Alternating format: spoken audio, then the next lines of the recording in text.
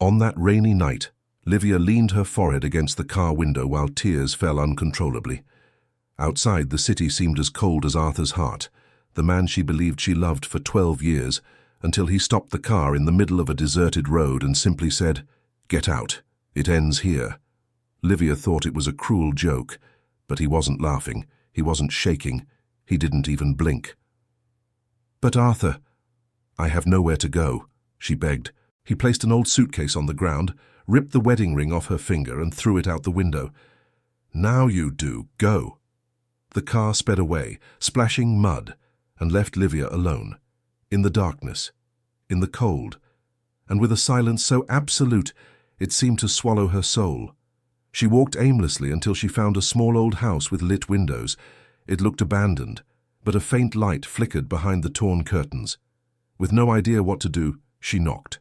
Once, twice, 3 times, until the door slowly opened. An elderly woman with white hair, deep empty eyes appeared. "I was expecting you, Lívia," the woman said. Lívia stepped back, startled. "You know me?" The woman smiled, a sad, almost pitiful smile. "I know your pain, and I know why he left you here." Lívia froze. "How? Come in." The night is not safe for those who were betrayed. With no options, she entered. The house smelled of mold, but there were old photographs on the walls, and among them one photo made her heart stop. Arthur, younger, maybe about 7 years old, next to the same woman who had taken her in. "Is he your grandson?" Lívia asked. The woman sighed. He was, until the day he decided to follow the same path as his father. Lívia felt her stomach twist. What path? The woman looked directly at her. The path of darkness. The elderly woman, named Eloisa, began telling the truth. Arthur grew up watching his father use and discard people. Lie, exploit, betray, manipulate. He always said, "When someone loves you too much, you control everything." Eloisa tried to save her grandson, but failed, and now he did to other women what his father did to his mother, abandoning them in places where no one hears screams. "You are not the first one he left here," Eloisa said softly. The air vanished from Lívia's lungs. "Then, what happened to the others?" The woman looked away. "Some stayed. Others tried to escape, and I never heard from them again." That night, while Eloisa prepared tea, Lívia heard footsteps in the hallway, soft footsteps, as if someone barefoot were dragging their feet. "Is there someone else here?" she asked. The woman replied quickly, "Do not open doors that aren't already open." But curiosity burned, and when Eloisa walked away, Lívia followed the sound to a locked door at the back of the house. Behind it, someone whispered, "He came back for you. Run." Lívia's heart raced. She stepped back, trembling. "Who's there?" she shouted. Silence. But there was something worse than silence, a strong smell of men's cologne, the same Arthur used. Eloisa hurried back. "Did you open it?" she asked, frightened. "It was locked," Lívia said, pale. "But someone spoke to me." The woman held her hands. It wasn't someone. It was what remains of the others. She didn't have time to ask anything else, because at that moment, a violent knock echoed against the front door. "Lívia!" Arthur's voice tore through the air. "Open this now!" Eloisa froze. "He came to finish what he started," she whispered. "Kill me?" Lívia murmured, terrified. The woman looked at her. "No. Something worse. Convince you to go back." Lívia's tears fell. "What do I do?" Eloisa opened a side door. "You choose. Now." In that dark hallway, there were 3 doors. One that led back to Arthur. 2, one that led into the forest, where no one would hear your screams. 3, and a third door that even Eloisa couldn't explain. She only said, "That door chooses you, if you have enough courage." Arthur kicked the main door. The wood began to crack. "Lívia! Either you come back or you will never come back." Her heart almost exploded, and then, at the very last second, she chose the door, the third one, the one no one dared touch. And as she crossed it, what she saw made everything, absolutely everything, make sense. The abandonment, the house, the voice. Eloisa. Because behind that door, Arthur was not the greatest monster in the story. When Lívia crossed the third door, she felt as if the air around her had changed weight. The hallway narrowed behind her, and the woods seemed to close, erasing any possibility of return. The silence inside was strange. Not the silence of emptiness, but the silence of something that watches. She walked a few steps until she found a small room lit by a weak oil lamp. In the center of the room was an old table with several wooden boxes, all labeled with women's names. Names she had never heard, except one, Clara. The name was written in Eloisa's same handwriting. Lívia's heart raced. Clara was Arthur's mother, the woman who disappeared when he was still a child. With trembling hands, she opened the box. Inside it there were a torn letter, a photograph of Arthur as a young boy, and a recording on an old mini voice recorder. Afraid, but with no other option, she pressed play. The voice that came out was not what she expected. It was Clara's voice, crying. If you're hearing this, then Arthur has already become what I feared. He doesn't know how to love. He doesn't know how to feel.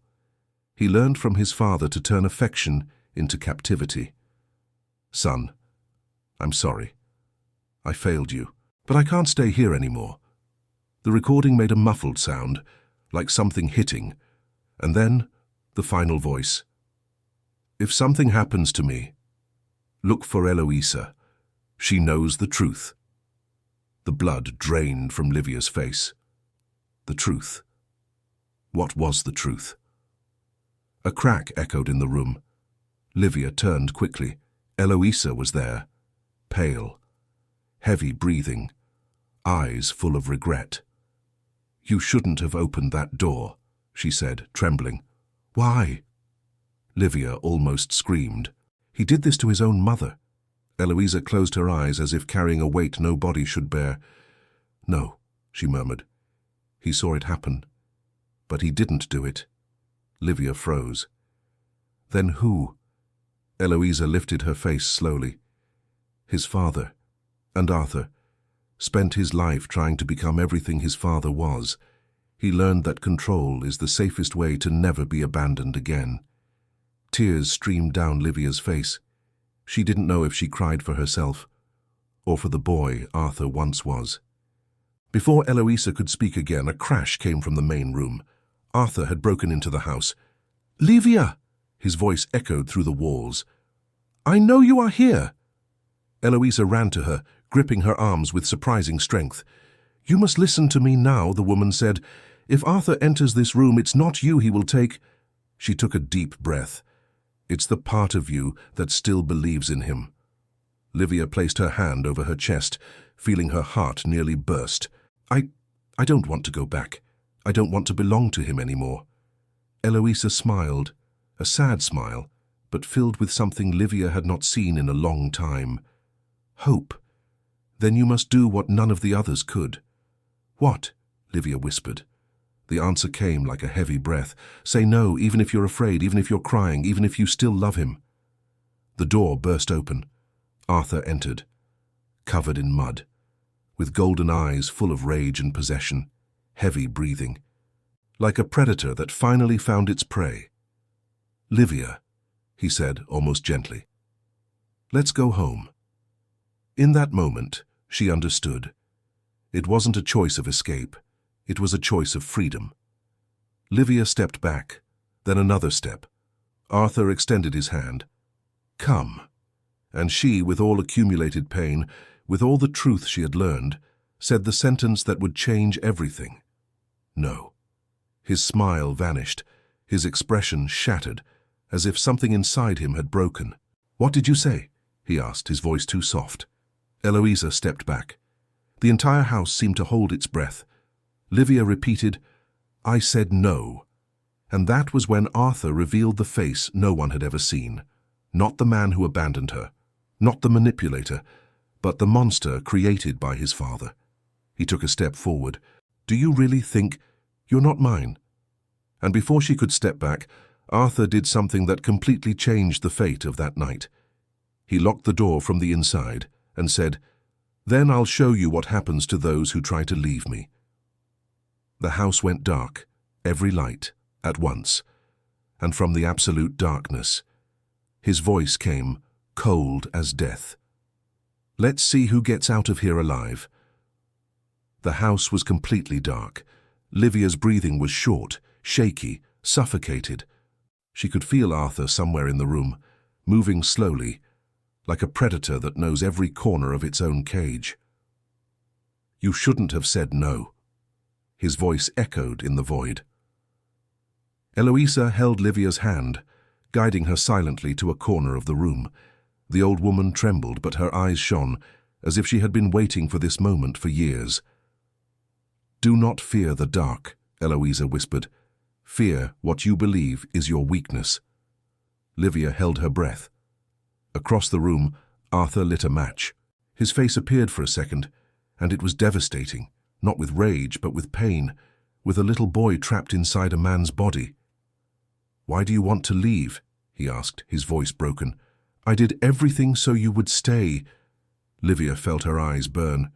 "You left me alone on the road, Arthur, in the cold, with nothing." Her voice shook.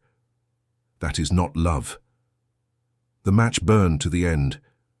Darkness returned, and then silence. For a moment, Lívia thought he had left, but Arthur was still there, crying. She had never heard that sound from him before. "I don't know how to love, Lívia. I never learned. I only know how to keep what I'm afraid to lose." Those words cut like a knife. Because they were true, because they hurt, because they explained without justifying. She breathed deeply. "I know," she said softly. "But you can't learn to love by destroying me." The floor creaked. Arthur took 2 steps toward her. "Then teach me," he begged. "Teach me not to hurt you. Teach me not to be like him." Eloisa tightened her grip on Livia's hand as if saying, "Careful. He is too broken." Lívia knew. She knew it was the last chance. She knew any word could light or extinguish something inside him. She inhaled deeply and said the truth that always hurt. "I cannot teach you, Arthur. I can forgive you, but I cannot stay." The house became completely silent. Then came a sound Lívia never expected to hear. Arthur fell to his knees. His shoulders trembled as if every childhood memory had returned at once. I don't want to be alone. I don't want to be my father. Don't leave me here." Lívia closed her eyes and cried. She cried for the love she had, for the hope she lost, for the boy he once was, for the man he could never become. She walked to him, touched his face, for the last time. Arthur held her hand tightly, but then let go. "Go," he said with red eyes, "before I change my mind." And for the first time in years, he chose not to imprison someone. At sunrise, Eloisa guided Lívia to the back door. The sun hadn't risen yet, but the sky was gaining a soft silver color. Before leaving, Lívia asked, "What will happen to him?" Eloisa smiled sadly. "Maybe, for the first time, he is ready to look into his own abyss, and sometimes that is what saves a person." Lívia took a deep breath. For the first time since everything began, she felt air enter without pain. The road was cold, but she was alive and free. And she walked, without looking back, because she knew that if she looked, she would not see a monster, but a man too broken to love anyone. And for the first time she understood. Sometimes the most painful decision is the only one that gives you back your life. And in that new dawn, with tears shining on her face, Lívia whispered to herself, "I can breathe again."